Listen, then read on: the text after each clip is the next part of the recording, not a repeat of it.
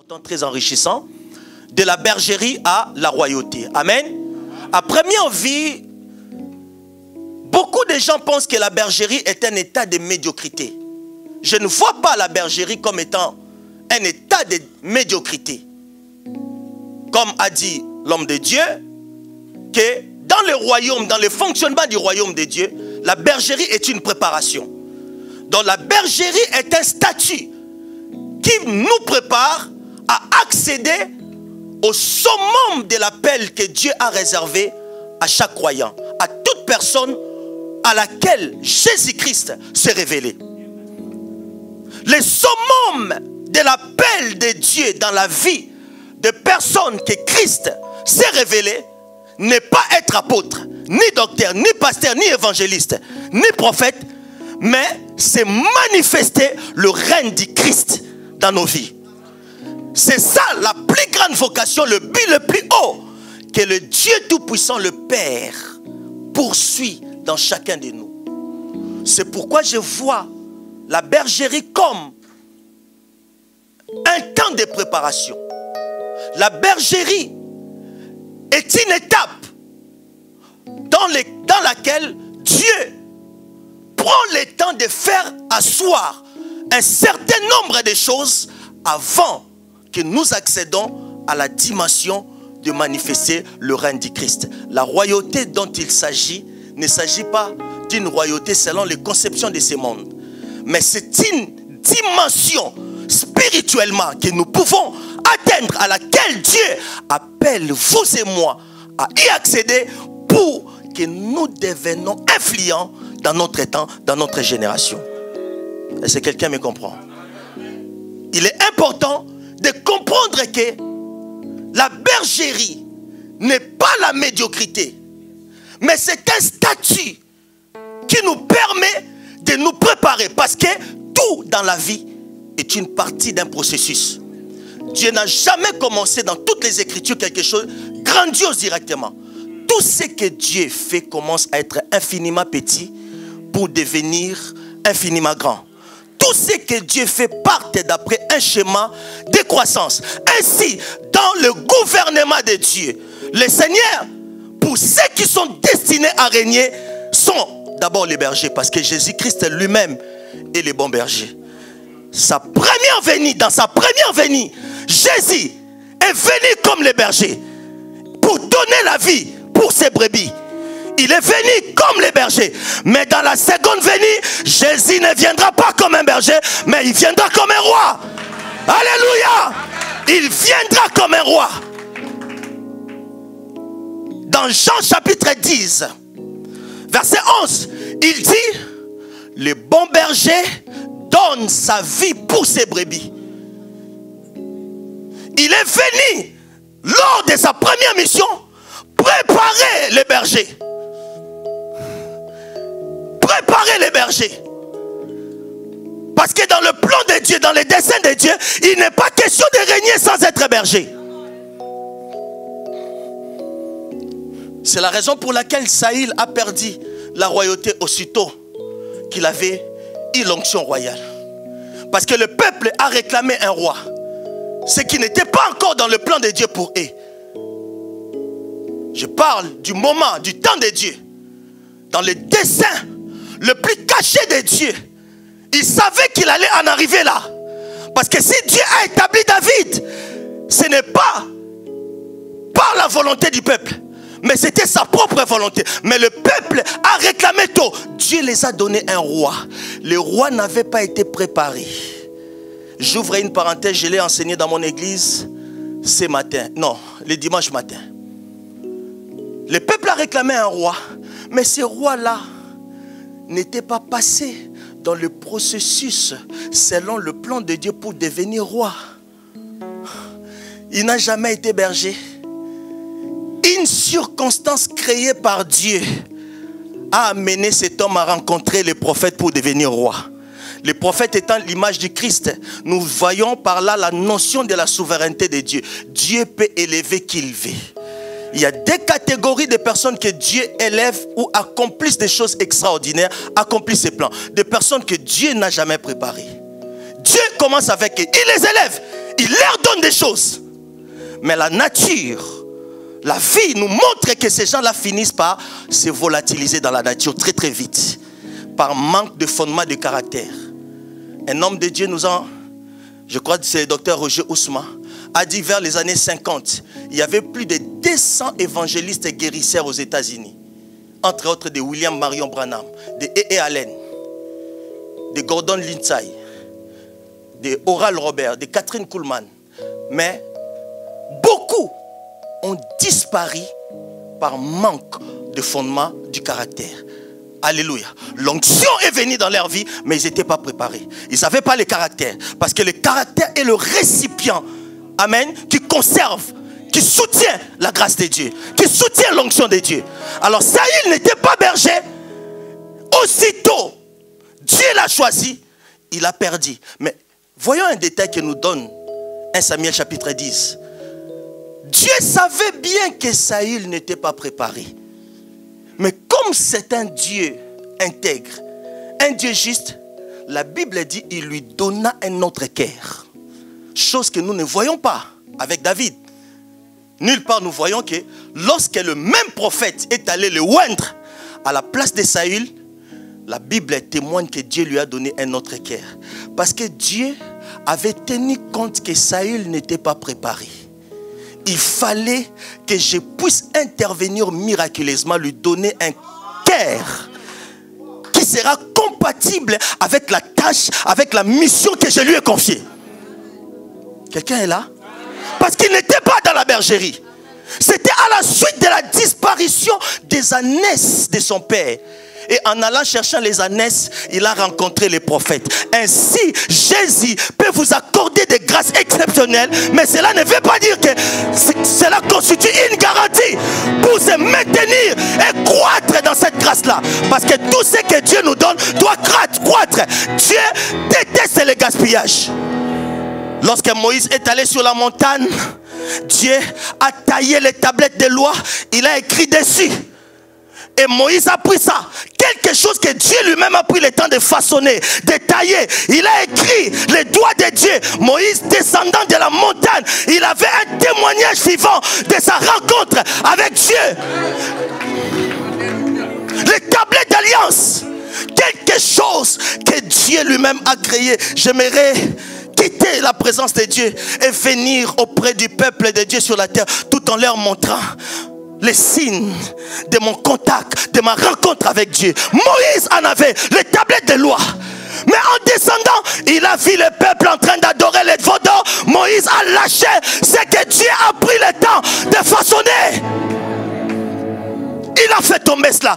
Quel que soit l'état dans lequel le monde peut se retrouver, ne perds pas ce que Dieu a pris le temps de façonner et de te donner.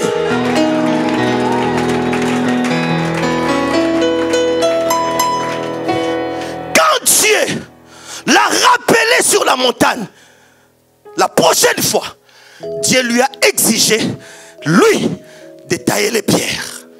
Ça ne sera plus Dieu, mais c'est Moïse qui doit tailler les pierres. Et Dieu va mettre sa signature. Il va écrire dessus. Lorsqu'on perd la grâce que Dieu vous a accordée, je parle de la première catégorie des gens. La prochaine fois, pour que Dieu vous accorde la grâce que vous avez perdue, il faut payer un grand prix. Un très très grand prix. Et si nous voyons la catégorie des gens comme ça, comme Saül, qui a reçu l'onction, Dieu lui donna un autre cœur. Cet autre cœur que Dieu lui a donné était le type de la nouvelle naissance. Le type de la nouvelle naissance. Parce qu'on ne peut pas régner, manifester le règne du Christ si on n'a pas été transformé à l'intérieur. Si on n'a pas été transformé à l'intérieur. Mais l'erreur, la faute que Saül avait fait, c'était quoi? Il voulait gouverner. C'est l'erreur que la plupart d'entre nous faisons. Il voulait régner, manifester les desseins pour lesquels il a été appelé. Il a été établi roi, mais en gardant ses vieilles habitudes. C'est incompatible. incompatibles. C'est ça qui nous détruit. Il y a encore des choses à dire là, mais le temps ne nous permet pas. La nouvelle naissance, c'était le type de la nouvelle naissance, c'est autre guerre. Et quand il a continué dans la désobéissance, parce qu'il a voulu gouverner, il a voulu conserver les choses spirituelles, mais tout en ayant une vie naturelle. Ça ne s'accommode pas, ça ne se mélange pas. Il y a incompatibilité. Dieu l'a rejeté. Et il a choisi David. Vous êtes là avec moi? Pour que David ne soit pas la copie de Saül, Dieu lui a dit, toi, je rentre dans la deuxième catégorie des gens qui sont bénéficiaires de l'héritage de Dieu, que nous sommes aujourd'hui. Dieu a dit, pour que David ne soit pas la copie conforme de Saül, je prendrai le temps avec lui de faire asseoir les choses, d'affermir les choses dans son cœur, de préparer son âme, de colorer son âme pour que son âme soit en mesure de répondre à l'appel que je lui adresse, parce que David est le prototype de Jésus-Christ. Il a pris le temps. David n'avait pas accédé au trône directement, bien qu'il avait reçu l'onction royale. Dieu a pris le temps de le façonner par le brisement, de bâtir son caractère, de travailler son caractère, afin que David devienne compatible à la hauteur de l'appel que Dieu lui a adressé. Je suis en train de dire à quelqu'un qui est en train de passer des moments difficiles, vous continuez à prier, à gêner, à faire de bonnes œuvres dans l'œuvre de Dieu, à payer votre dîme, mais vous ne voyez pas grand chose. Laisse-moi vous dire que vous êtes dans le parcours. Dieu est en train de façonner quelque chose. Dieu ne veut pas t'exposer, alléluia, avant que ton caractère soit solidement fondé et bâti. Quelqu'un est là? C'est pourquoi Dieu a commencé à préparer David dans la bergerie, comme d'abord un berger. C'est là qu'il a appris les notions élémentaires de la vie spirituelle. C'est là qu'il a appris à faire face à la peur. Non, à surmonter la peur en faisant face à des lions, à des ours, avant d'aller affronter Goliath. Dieu a pris le temps de le préparer. Parce que tout dans la vie est une partie d'un processus. Il faut passer par ce processus-là, de la bergerie à la royauté. Étant l'image de Jésus, la première venue de Jésus, il est venu comme un berger, et là il a dit ceci: mes brebis connaissent ma voix. Alléluia. Et il a dit, j'ai encore d'autres brebis qui ne sont pas de cette bergerie, parlant de nous les nations. Ils entendront ma voix et ils viendront. Et nous avons entendu la voix du Christ. Et nous sommes venus, n'est-ce pas? Mais lors de la seconde venue, la Bible ne parle pas de la voix, mais la Bible parle de la trompette. Au son de la trompette, au son de la trompette. Car là, il ne vient plus comme un berger, mais il vient comme un roi, avec un protocole des anges qui vont annoncer les trompettes. Les morts en Christ vont ressusciter. Les morts en Christ. Dans la seconde venue, il n'est pas question de la voix, mais de la trompette. Car un berger et un roi n'ont pas le même fonctionnement. Le berger vit dans la bergerie, mais le roi vit dans une cour.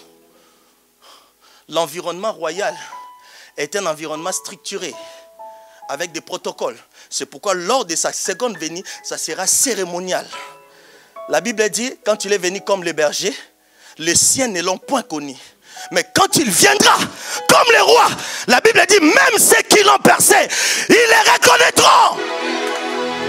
Alléluia. Est-ce que vous comprenez le processus? Écoutez-moi. Écoutez-moi, vous le savez, si vous êtes déjà chrétien depuis un certain temps, que quand il viendra, c'est pour établir son règne sur la terre. C'est pour manifester le règne dont la parole parle du royaume de Dieu. Jésus comme le roi, il viendra pour manifester son règne. Mais il régnera avec les saints, avec l'église, avec nous. N'est-ce pas? Écoutez-moi, je ne serai pas long. Je voulais écouter l'homme de Dieu, l'apôtre Alidor. J'avais au moins 4 messages. J'ai discuté avec les prophètes. J'ai dit, pour ne pas être dans le même sens, je vais d'abord l'écouter et voir comment je peux orienter mon message pour enrichir le peuple de Dieu. Parce que s'il y a quelque chose que je déteste, c'est la compétition. Amen. Ça attriste le Saint-Esprit. Amen. J'aimerais surfer. Il est allé comme un apôtre, en posant des fondements. Mais je viens communiquer la pensée de Dieu. Je viens te communiquer la pensée. Écoutez, il reviendra cette fois-ci comme le roi, pas comme un berger. Comme David a été berger et il a accédé à la royauté après autant d'années jusqu'à ce que Saül est mort. Le temps ne me permet pas pour vous parler des différentes phases de son élévation. Il y a au moins 3 phases qui représentent les 3 onctions pour accéder à l'onction royale, à l'onction du règne. Écoutez-moi bien. Il reviendra pour régner pendant la période de 1000 ans, le millénaire, le millénium pour certains. Il régnera avec les saints. Il régnera avec nous. Il régnera avec ceux qui, 7 ans en avance, ont écouté la voix, non, le son de la trompette. Ceux qui l'avaient écouté, ceux qui avaient écouté sa voix comme un berger, maintenant, en ce moment-là, quand il viendra comme roi, ils l'écouteront avec le son de la trompette. Les morts en Christ ressusciteront. Quand il est venu comme un berger, il a ressuscité quelques morts, notamment Lazare, pour nous donner les avant-goûts de cette reine, de ces reines, pour nous donner les avant-goûts de ces reines, parce que beaucoup de choses que Dieu a données à l'église comme héritage sont des choses qui sont réservées à l'âge à venir. Et Dieu permet à ceux qui accèdent à une dimension de la connaissance de pouvoir faire vivre à l'église les avant-goûts des choses qui sont de l'âge à venir.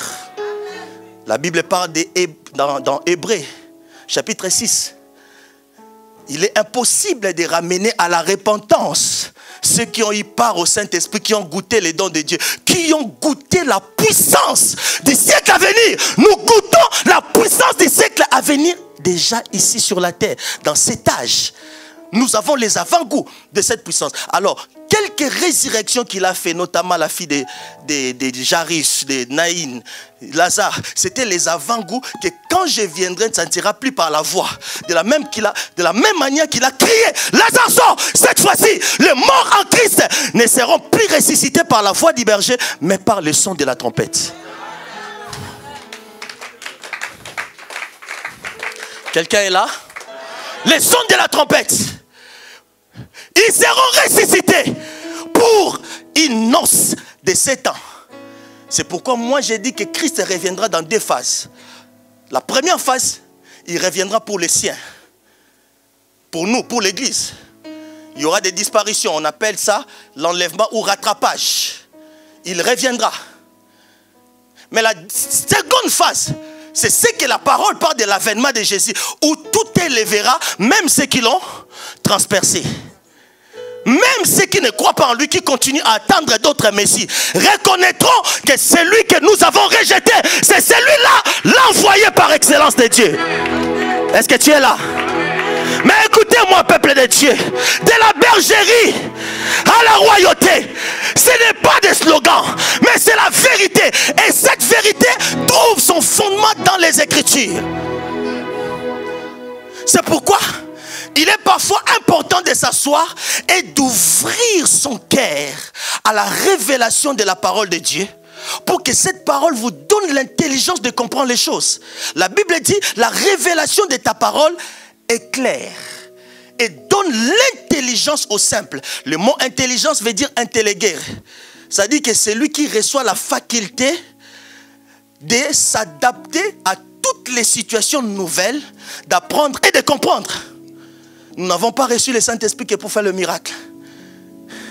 Nous avons reçu l'Esprit pour avoir des capacités, comme a dit l'homme de Dieu, dans les différents domaines de la vie. C'est ainsi que nous pouvons manifester Christ. Écoutez, il viendra pour régner avec les saints. Mais avant sa venue, il est venu en toi comme un berger pour te préparer, te lancer dans le processus d'apprentissage, afin que ton caractère soit bâti, afin que tu sois éduqué pour manifester la plénitude de sa présence. La plénitude de sa présence. C'est ça que nous appelons la royauté.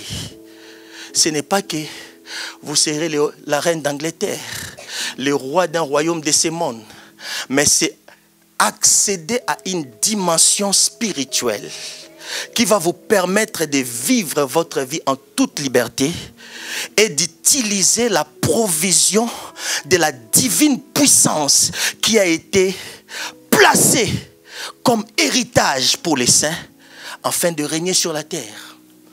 Avant qu'il ne puisse régner avec nous, il veut régner à travers vous et moi dans cet âge qui est l'âge de l'Église.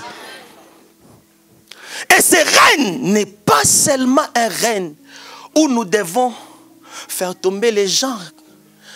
Les gens attribuent l'onction à des manifestations qui sont vraiment les rudiments des choses de Dieu. Aujourd'hui, beaucoup viennent pour le miracle à l'église qui sont vraiment les dimensions les plus bas dans le royaume.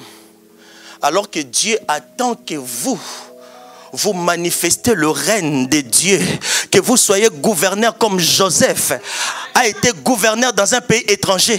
Je me dis souvent ceux qui l'ont vu entrer comme un esclave, avec des chaînes, avec des liens partout.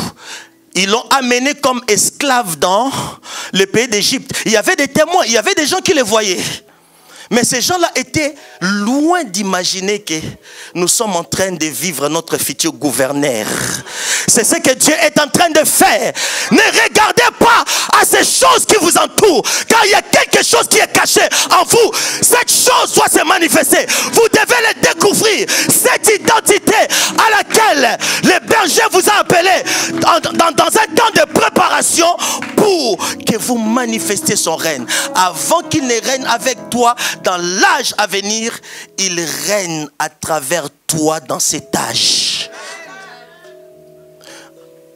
Alors je vais terminer. Qu'est-ce qui te donne la liberté de manifester cette royauté? C'est là que le thème, le sous-thème qui nous a été donné, que faire lorsque vous recevez une prophétie qui est au-delà de votre statut actuel?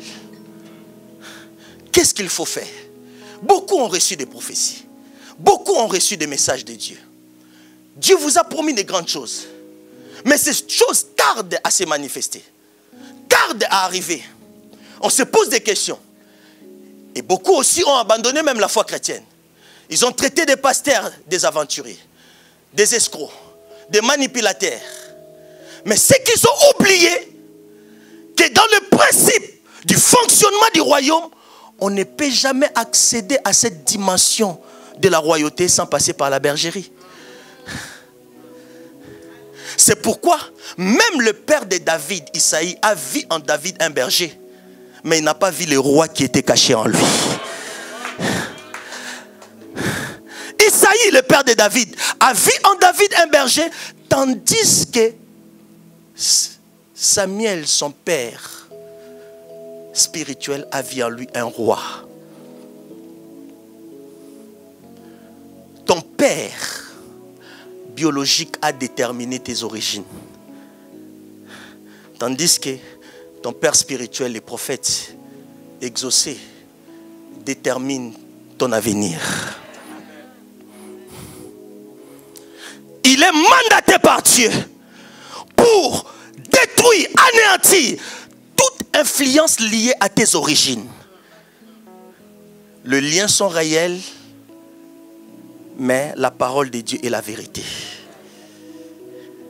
Le travail que Dieu fait dans l'église, c'est d'imposer la vérité de la parole en nous pour que cela devienne une réalité. Quelqu'un me comprend? D'où il est important de comprendre le premier point pour que vous puissiez, quel travail vous devez faire lorsque vous recevez une prophétie qui va au-delà de votre statut actuel. N'ayez pas peur, ne paniquez pas. Comme a dit l'homme de Dieu, aucune prophétie donnée par Dieu n'a jamais été une œuvre humaine. La parole de Dieu dit, c'est une prophétie dont le temps est déjà fixé. Si elle tarde, attends-la. Elle s'accomplira certainement. En ce moment d'attente, vous devez rester attaché à l'homme de Dieu, attaché à l'église. Parce qu'il est le berger qui vous prépare à la bergerie. Il est passé par là avant vous. Et dans le royaume, c'est ce que nous appelons le mentorship. Il n'y a pas de Josué sans Moïse. Il n'y a pas d'Élisée sans Élie. Il n'y a pas de Pierre sans Jésus.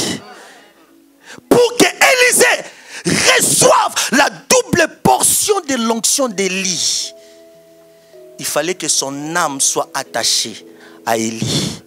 Il a dit, l'Éternel est vivant, ton âme est vivante, je ne te laisserai pas partir. Autrement dit, aussi longtemps que ton âme vit, mon âme sera attachée à ton âme. Parce que tu ne peux pas recevoir les transferts de la royauté si ton âme n'est pas attachée à l'âme de l'homme de Dieu. Ce qui met une barrière à beaucoup aujourd'hui. J'ai dit, je communique la pensée rapidement. Il faut que ton âme soit attachée. L'homme de Dieu représente l'ange de l'église. Il représente l'église.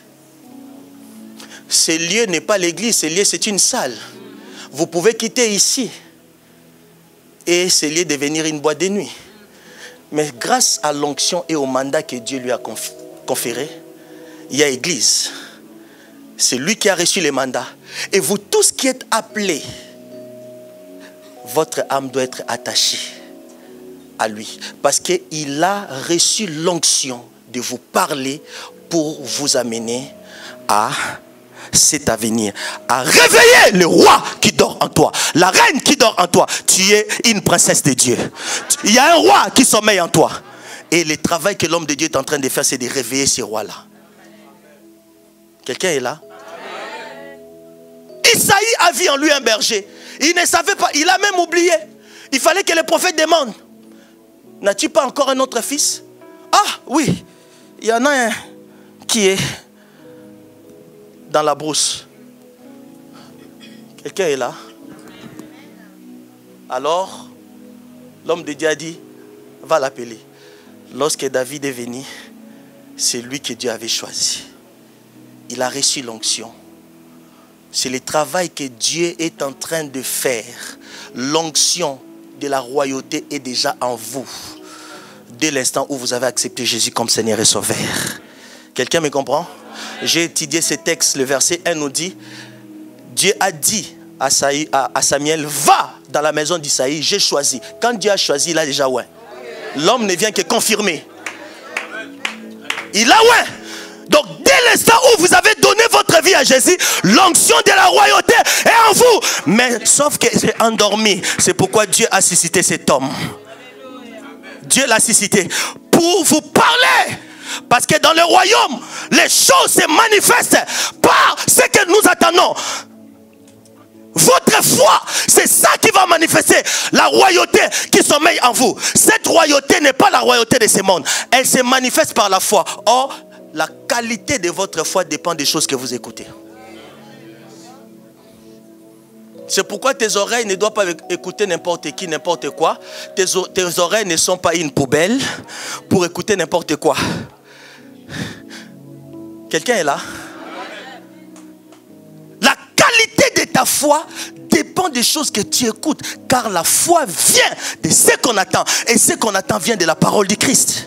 De Réma de Dieu, la révélation. Cette révélation que vous écoutez, c'est que l'homme de Dieu a enseigné, les autres serviteurs ont enseigné.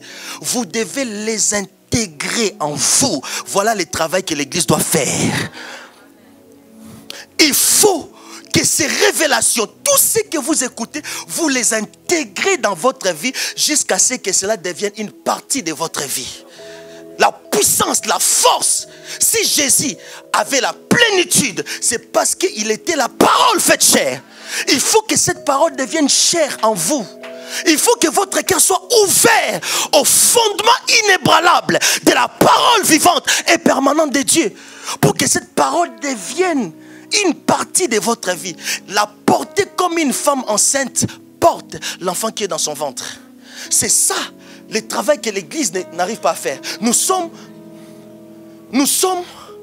pris par le courant d'enthousiasme pour dire des amens. Alléluia. Mais quand on sort, on demande qu'est-ce qu'on a prêché. Ah, le prophète a parlé berger, David. Ah, David va devenir roi. Écoutez, la parole que vous n'avez jamais compris ne peut jamais vous changer. Vous voyez? Jésus connaissait cette vérité, c'est pourquoi à la foule, il parlait en parabole. Parce qu'il n'a pas jugé juste, correct, de leur enseigner des vérités. Parce que leur cœur n'était pas disposé. Il leur parlait en parabole. Et quand les disciples lui ont posé la question, pourquoi leur parle-t-il en parabole? Il leur a dit, il a été donné à vous qui ont été appelés par moi de connaître le mystère du royaume, mais pas eux. Et ils viennent pour le miracle. Et ils viennent pour manger et boire. Mais il vous a été donné à vous, à ceux qui sont destinés à manifester le règne. Amen. De connaître le mystère. Il faut vous équiper pour bâtir votre caractère, pour façonner votre caractère, afin que votre caractère devienne compatible à la hauteur de cet appel. Le plus grand appel, souvenez-vous, ce n'est pas être apôtre, docteur, pasteur, évangéliste, mais le summum de l'appel de Dieu, c'est manifester la plénitude du Christ. C'est manifester la royauté qui sommeille en vous. Deuxième vérité, il y a beaucoup de choses à dire. Je suis en train d'escourter. Deuxième vérité, quel travail faire pour, lorsque vous recevez une prophétie qui est au-delà de votre statut actuel. J'ai dit premièrement, votre âme doit être attachée à l'homme de Dieu. Il est votre Père spirituel. Hébreux chapitre 13, verset 12, verset 17 nous dit que nous devons traiter nos conducteurs avec déférence. Déférence veut dire considération respectueuse, car ils veillent sur nos âmes. C'est-à-dire que les hommes de Dieu sont l'extension de la couverture spirituelle. Parce que le royaume de Dieu est organisé et hiérarchisé. Même le Père a placé sa parole au-dessus de son nom. Il est soumis à sa propre parole, comme l'homme de Dieu a dit. Le royaume fonctionne avec les lois. Dieu lui-même se soumet à sa parole. Christ est soumis à son Père. Il dit, le Père ne fait rien de sa propre initiative. Le Fils ne fait rien de sa propre initiative. Il ne fait que ce qu'il va faire au Père. Le Saint-Esprit est soumis à Christ parce que Jésus a dit, quand il viendra, il ne parlera pas de lui-même, mais il rendra témoignage de moi. Il me glorifiera. Il y a une hiérarchie. Après, il y a les hommes de Dieu qui sont les anges de l'Église, qui sont l'extension de la couverture spirituelle, qui sont là pour vous conduire de la phase de la bergerie à la royauté. Par la parole, par la dispensation de la parole. Amen. C'est ça que nous voyons avec Élie et Élisée, avec Josué, Moïse, avec Mardoché, Esther, ainsi de suite. Alléluia. Deuxième vérité, quel travail faire lorsque vous recevez plutôt une prophétie au-delà de votre statut actuel, c'est porter cette prophétie, cette vision comme un fardeau. Et ça, nous le voyons dans la vie de Joseph. Si Joseph était comme beaucoup de jeunes gens de nos églises qui se convertissent, en étant amené esclave dans un pays étranger, et que la femme de son maître le tente, pour beaucoup de jeunes gens qui sont dans nos églises, considérons ça comme une opportunité pour commencer à gérer cette maison. Mais si Joseph a résisté à cela, parce que Joseph avait porté la prophétie, les deux visions qui annonçaient son devenir comme un fardeau. Il ne voulait pas passer à côté des choses que Dieu lui a parlé. Amen. Et ça, c'est le travail du caractère.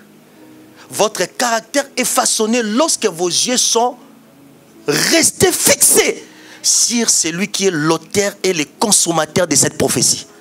C'est lui qui prédit et qui amène cette prophétie à sa consommation.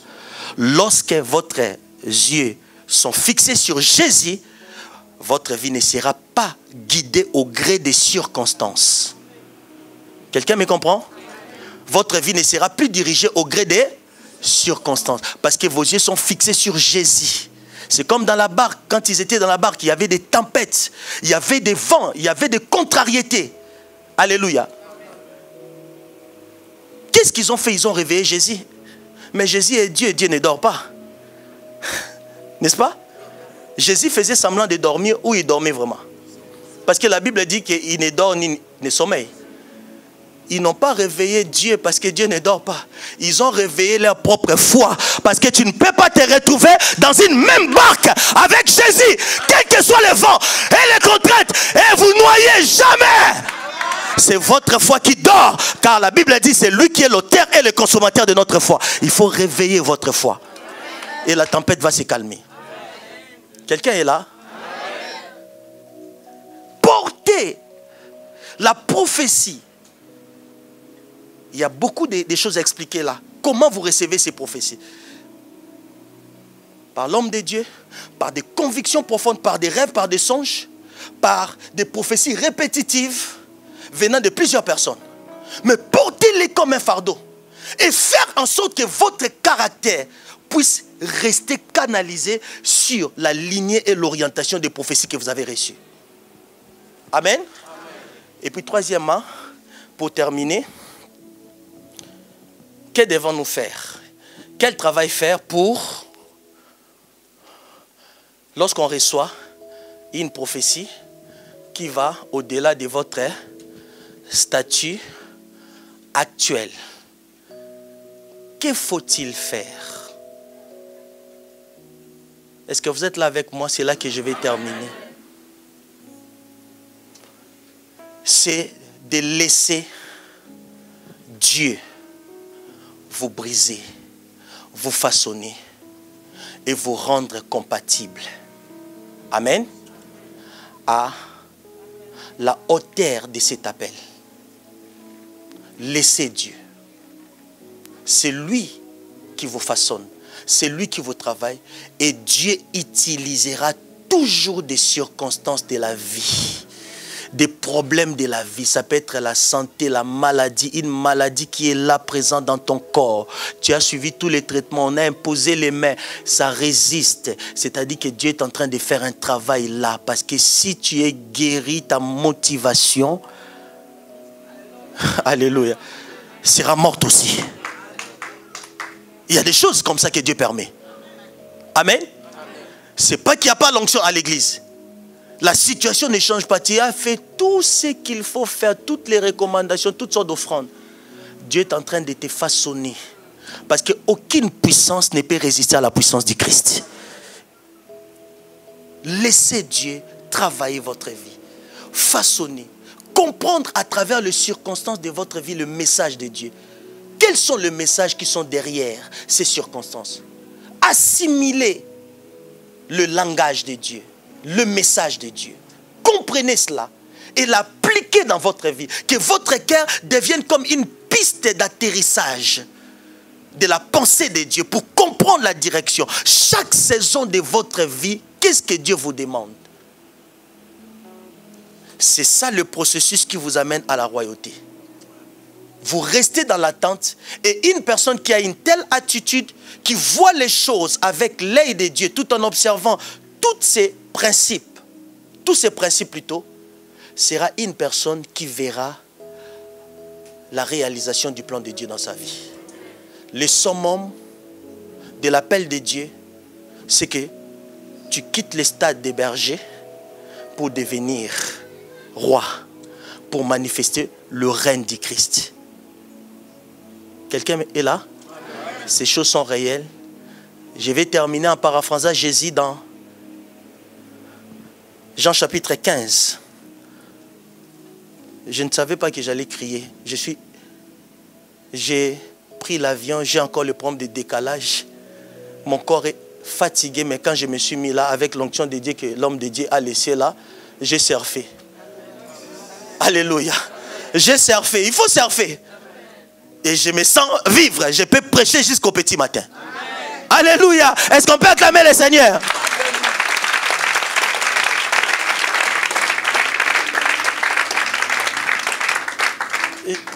Je ne sais pas. J'ai vu l'homme de Dieu parler sur l'héritage. Jésus a dit à ses disciples, maintenant je ne vous appellerai plus serviteurs, mais je vous appelle amis. Ça dit qu'ils ont reçu une promotion. Ils ont été qualifiés de serviteurs à l'ami. Vous voyez, avec Dieu, il y a des étapes. La précédente étape te prépare pour recevoir la prochaine gloire qui est déjà arrêtée pour toi. Oh, quelqu'un ne m'a pas compris. Je ne vous appellerai plus serviteur, mais je vous appelle ami. Car le serviteur ne sait pas ce que fait son maître. La marque d'un serviteur, c'est l'obéissance inconditionnelle à son maître. Tandis que la marque d'un ami, c'est la révélation. Il mange à la table de son ami. Il peut entrer dans la chambre de son ami. Il peut vivre avec son ami, partager les secrets les plus intimes. Ça dit que Jésus les a qualifiés à ne plus être des serviteurs, mais être des amis. La marque d'un ami, c'est quoi? C'est la révélation. Parce que ton ami partage avec toi tes secrets les plus intimes. Si quelqu'un t'appelle ami et qui te cache des choses, c'est que tu n'es pas son ami, tu es son camarade. N'est-ce pas? Mais Jésus ne s'est pas arrêté là. Dans la parole de Dieu, nous voyons que le plus grand appel, ce n'est pas l'appel d'être ami de Dieu. Il y a eu des personnes qui ont été amis de Dieu. Abraham, Moïse, David, c'était des amis de Dieu. Mais ils ont vécu dans l'ancienne dispensation. Nous, dans la nouvelle dispensation, nous ne sommes pas arrêtés au niveau de l'ami. Dieu nous a qualifiés pour devenir des fils. Parce qu'entre un ami et un fils, le choix est clair. Tu es un fils. Et la marque d'un fils, c'est quoi? Si la marque d'un serviteur, c'est l'obéissance. La marque d'un ami, c'est quoi? C'est la révélation. La marque des fils, c'est quoi? C'est l'héritage. Alléluia! C'est l'héritage. Pour que vous manifestiez la plénitude du Christ. Cet héritage, c'est quoi? C'est le règne de Dieu dans votre vie. Vous voyez, il y a une dimension du règne de Christ. Quand vous accédez, Dieu vous donne la liberté d'opérer comme lui sur la terre. C'est que Dieu a dit à Moïse, je t'ai fait Dieu devant Pharaon, devant les autorités de ce monde. Je m'arrête là. Est-ce qu'on peut acclamer le Seigneur?